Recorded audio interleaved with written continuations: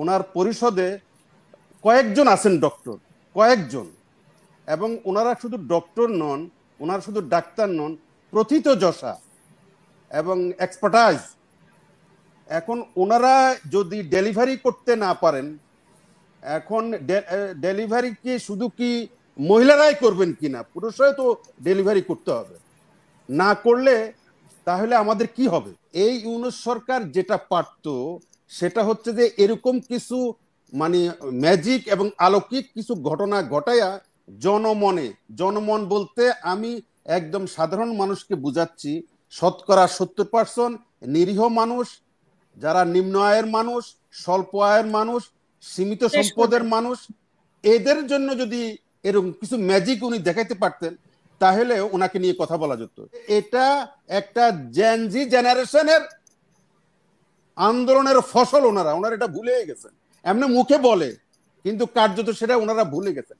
যদি সেটা হইতো তো তাহলে ওনাদের চলনে বলনে কথাবার্তা যাই আছে, ওনাদের অ্যাকশনে আমরা সেই ম্যাজিক দেখতাম, আমরা সে অলৌকিক কিছু অ্যাকশন আমরা দেখতাম, আমরা দেখছি না। হ্যাঁ, ওনার কাছে 27 জন অ্যাম্বাসেডর তো আসবেনই, আসা এটাই তো স্বাভাবিক, কারণ হি ইজ ইন্টারন্যাশনাল সেলিব্রিটি। উনি তো আন্তর্জাতিক খ্যাত, ওয়ার্ল্ড অ্যাক্লেমড মানে সেলিব্রিটির কাছে মানুষ কিন্তু আসে, ছবি তুলতে আসে, সেলফি তুলতে আসে, সুভেনির করার জন্য আসে, ভবিষ্যৎ রেকর্ডের জন্য আসে, প্রজন্মকে দেখানোর জন্য আসে। সেলিব্রিটির অন্যরকম মানে গুণাগুণ। এটা আমি একটা ছোট্ট উদাহরণ দেই। আমি যখন গ্রামের বাড়িতে যাই, তো গ্রামের বাড়িতে গেলে আমার ছোট ভাই আছে মাহফুজ আহমেদ, বাংলাদেশের খুব নামকরা অভিনেতা, রাষ্ট্রীয় অনেক পুরস্কার সে পাইছে। সে যখন গ্রামে যায়, এত লোক জড়ো হয়, অনেকে তার হাত ধরে দেখে যে তার হাতটা কেমন। নায়কের হাত আবার কেমন হবে ভাই? হাতটা ধরে ও গোসল করতে যায়, ওখানে মানুষ জড়ো হয়ে থাকে, একটু যে গোসল করবে, একটু এনজয় করবে গ্রামের পরিবেশ, এটা পারে না। তার হাত ধরে দেখে, তার দিকে তাই থাকে, সে কিভাবে খায় এটা দেখে। এগুলো আমরা দেখছি। তো এই হলো সেলিব্রিটিদের বিড়ম্বনা। এই সেলিব্রিটিদের এটা হবে। আবার আমি যখন যাই, আমার কাছে কি পয়সার জন্য আসে, দানের জন্য আসে, খয়রাতের জন্য আসে, মসজিদের জন্য আসে, মাদ্রাসার জন্য আসে। এই হলো মানে ব্যাপারটা এরকম আর কি। আমি আমি একদম আমার নিজস্ব উদাহরণ দিয়ে জিনিসটা বুঝাচ্ছি। এখন ডক্টর ইউনূস উনি ইন্টারন্যাশনাল সেলিব্রিটি, ওনার কাছে সবাই আসবে, এটাই স্বাভাবিক। ডক্টর নাজমুল হাসান কলিমুল্লাহ স্যার, আমার স্যার, আপনাকে সালাম। আপনি তো এমন ভাবে কথা বলেন, অনেক সময় মানে কলচা গুদ্দা এক হয়ে যায়।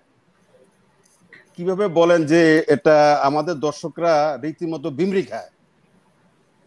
নিশ্চয়ই আপনার কাছে অনেক সোর্স আছে।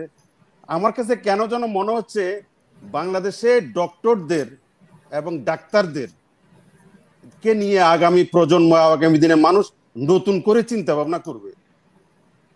এখন পর্যন্ত এই ডক্টর ইউনূসের আপনার এই সরকারের আসা পর্যন্ত মানুষ এই ডক্টর এবং ডাক্তারদের প্রতি সীমাহীন শ্রদ্ধা, মায়া, মমতা, ভালোবাসা এগুলো আছে।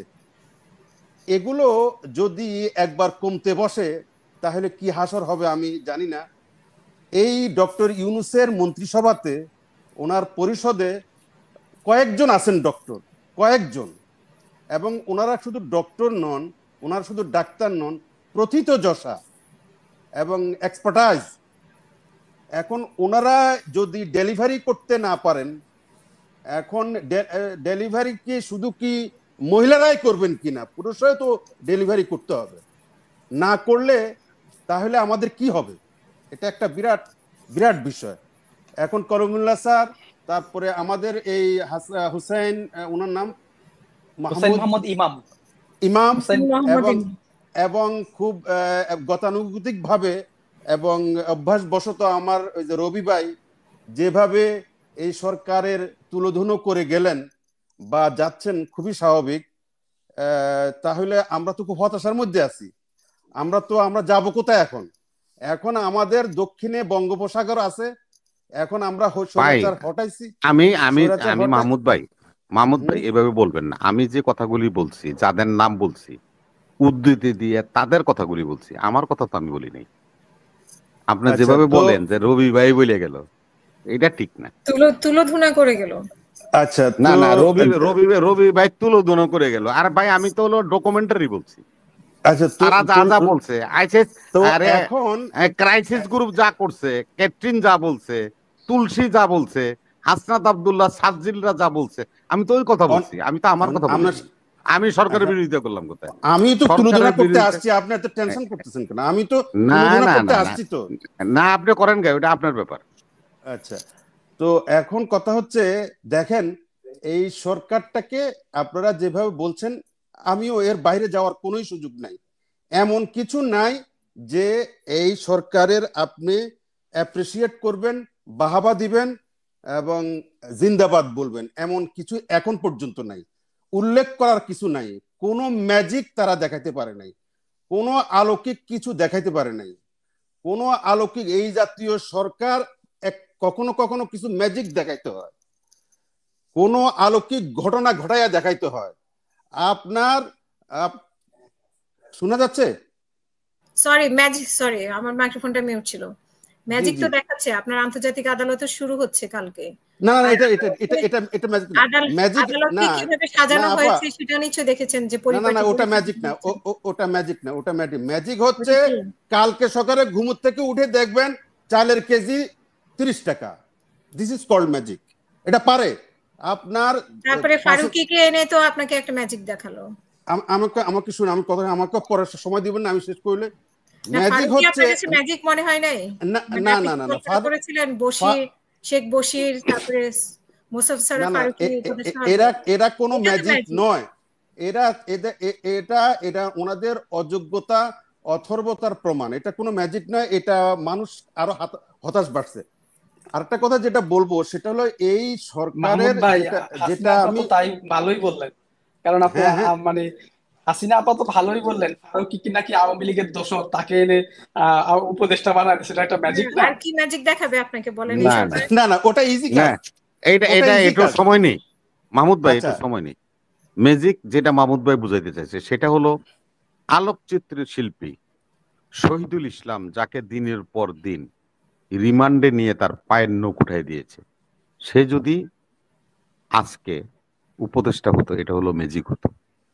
আচ্ছা কাজল তো, সাংবাদিক, না কাজল সাংবাদিক, তাকে যদি এনে এই তথ্য মন্ত্রণালয়ের উপদেষ্টা বানাইতো, তাহলে এটা ম্যাজিক হতো।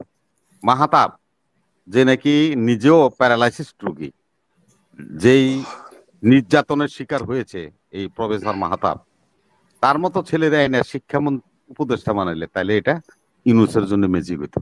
যাদেরকে আচ্ছা বানাইছে, আমি একটা একটা ছোট্ট আপনার একটা প্লাস করে দিই, আপনার সুবিধা হবে। আপনি এটা আমার সময় থেকে খুব বললেন, আমি বলবো না।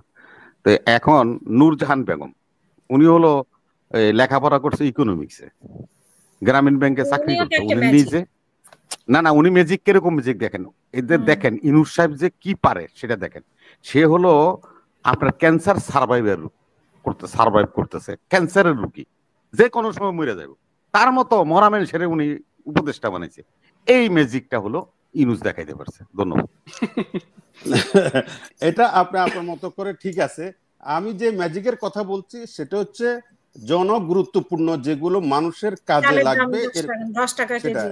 সেটা আমি একটা উদাহরণ দিয়ে বুঝাই। 75 সালে পট পরিবর্তন পরে মোশতাক যখন ক্ষমতা আইছে, মোশতাকের ক্ষমতা নিয়ে অনেক বিতর্ক আছে।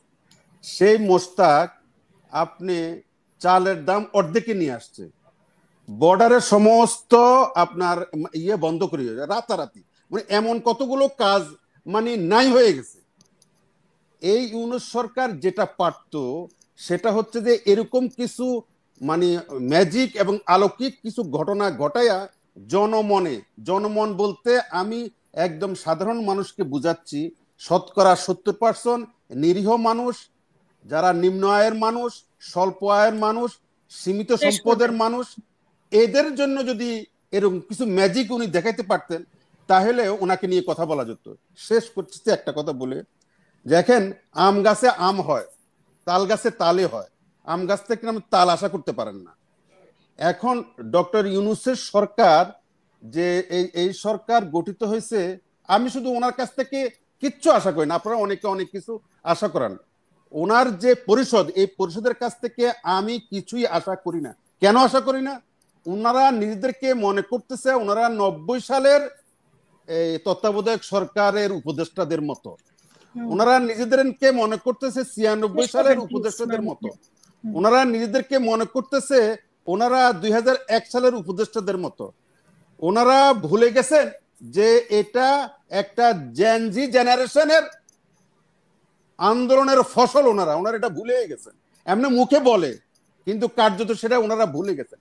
যদি সেটা হইতো তো তাহলে ওনাদের চলনে বলনে কথাবার্তা যাই আছে, ওনাদের অ্যাকশনে আমরা সেই ম্যাজিক দেখতাম, আমরা সে অলৌকিক কিছু অ্যাকশন আমরা দেখতাম, আমরা দেখছি না।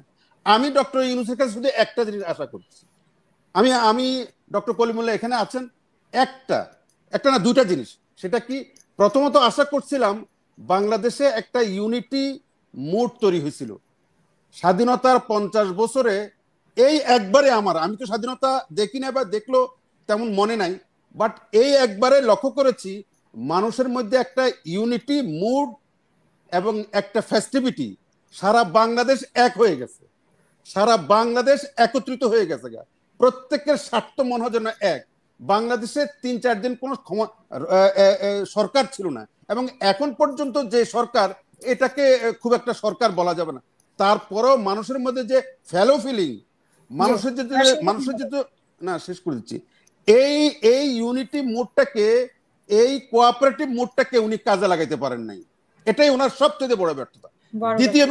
দ্বিতীয় ব্যর্থতা হচ্ছে উনি একটা আন্তর্জাতিক ব্যক্তিত্ব, সারা পৃথিবীর মানুষ ওনাকে চিনি। আমাদের বাংলাদেশে একটা কঠিন সমস্যা হচ্ছে রোহিঙ্গা সমস্যা।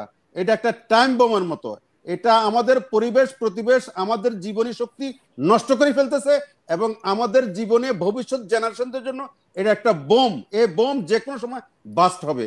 উনি শুধু যদি আজকে আমরা বুঝ দিতে পারতাম, আমাদের বুঝ দিতে পারতাম যে এই রোহিঙ্গা সমস্যার সমাধানের জন্য উনি যদি আন্তর্জাতিক ক্ষেত্রে ওনার ইমেজটাকে কাজে লাগায়া, ওনার ব্যক্তিত্বকে কাজে লাগায়া, ওনারা আন্তর্জাতিক যে মানে সুনাম আছে, সমাধান করলো না কেন? সমাধান না, উদ্যোগ যদি নিতে পারতেন, উনি যেটা পারবেন, আমি বলতেছি আম গাছ থেকে আমি হয়, উনি যেটা পারবেন এটারও যদি উদ্যোগ উনি নিতেন, তাহলে আমরা জাতি হিসেবে ওনার কাছে চিরকৃতজ্ঞ থাকতাম। ধন্যবাদ।